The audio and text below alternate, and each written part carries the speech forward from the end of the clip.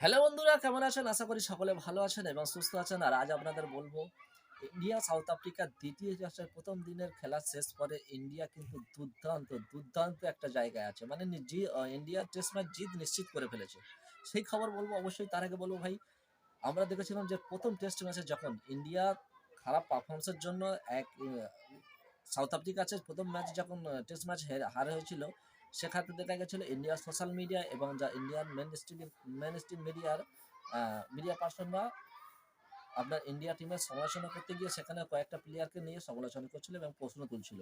সে কয়েকটা প্লেয়ারের মধ্যে কে কে ছিল? আপনার রোহিত শর্মা ছিল, বিরাট কোহলি ছিল। এদেরকে নিয়ে সমালোচনা করছিল যে এরা সিনিয়র প্লেয়ার, এরা সামনে থেকে নেতৃত্ব দিতে পারে না, এরা পারফরমেন্স করতে পারে না। সেক্ষেত্রে দেখা গেছে টিম ইন্ডিয়া আমরা হারের সম্মুখীন হয়েছে। যদিও ইন্ডিয়ার যে হারটা ছিল সেটা একটা লজ্জাজনক হার, কারণ ইন্ডিয়ার মতন টিমকে আপনি এটা এক্সপেক্ট করতে পারেন না যে ইন্ডিয়ার মতন টিম আপনার এক ইনিংসে 32 রানে হার হবে। হ্যাঁ, হার হতে পারে, ইন্ডিয়ার মতন টিমকে হার হতে পারে, একটা কন্টেস্ট ফাইট হয়ে হার হবে। কিন্তু ইন্ডিয়ার মতন টিম এক ইনিংস এবং 32 রানে হার হবে, এটা কিন্তু কল্পনার যোগ্য নয়, বা এটা কল্পনা করা যায় না। আর সেই যে সমালোচনা করছিল তারপর জন্য একটা যুক্তিকতা ছিল, এবং সেই সমালোচনার যোগ্য জবাব দিয়েছে কিন্তু এই ম্যাচে রোহিত শর্মা। তার সমালোচনার যোগ্য জবাব দিয়েছে এই ম্যাচে কিনা, সাউথ আফ্রিকার মতন দলকে সাউথ আফ্রিকার ঘরের মাঠে গিয়ে আপনার প্রথম দিনের খেলা শেষে আপনার তাদেরকে 55 রানে অল উইকেট, 55 রানে অল উইকেট করে দিয়েছে। আর সেই অল উইকেট করার পিছনে মেন কারিগর কে ছিল? আপনার মোহাম্মদ সিরাজ। মোহাম্মদ সিরাজ, তারপরে আপনার বুমরা এবং মুকেশ কুমার। দুর্দান্ত ভাই, অপূর্ব।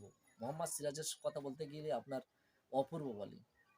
মোহাম্মদ সিরাজ যে 6টা উইকেট নিয়েছে, অপূর্ব অপূর্ব। কি খেয়ে যে বল করে, অসম্ভব অসম্ভব ডেলিভারি। এলগারের মতন ব্যাটসম্যান, যার এই টেস্টটা ছিল শেষ টেস্ট, তার অবসর টেস্ট ছিল, তাকে দুটো ইনিংসে কিন্তু দুর্দান্ত করেছে। অলরেডি খেলা চলছে, দ্বিতীয় দিনের খেলা চলছে।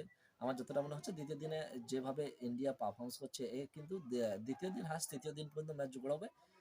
তার আগে কিন্তু আর হবে না। অলরেডি এখন কিন্তু খেলা চলছে, ইন্ডিয়া একটা ভালো পজিশনে আছে।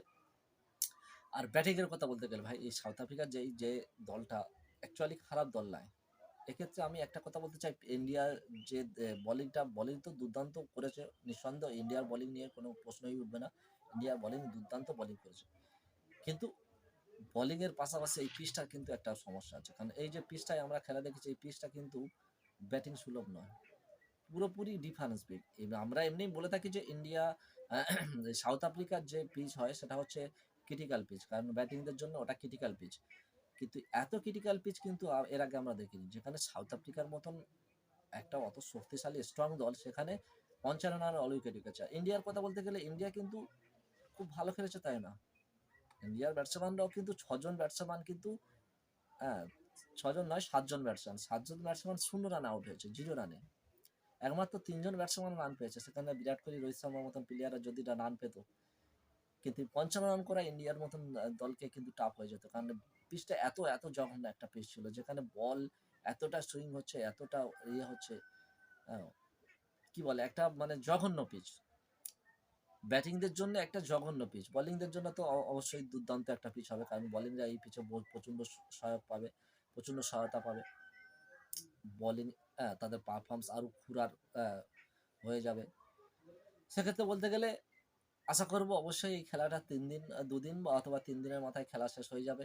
আর দুর্দান্ত একটা জয় পাবে, জয় পেয়ে টিম ইন্ডিয়া আপনার ঘরে ফিরে আসবে। কারণ এর পরবর্তীতে আমরা দেখেছি আফগানিস্তানের বিরুদ্ধে আপনার টি-20 সিরিজ আছে। সেখানে টিম ইন্ডিয়া যথেষ্ট ভালো পারফরমেন্স নিয়ে কামব্যাক করবে ঘরে। এই আশা নিয়ে আজকে ভিডিওটা শেষ করব।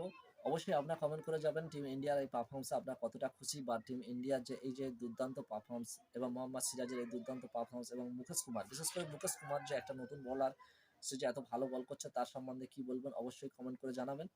আর ভিডিওটা যদি ভালো লাগে অবশ্যই ভিডিওটাকে লাইক করবে এবং চ্যানেলটাকে সাবস্ক্রাইব করবে।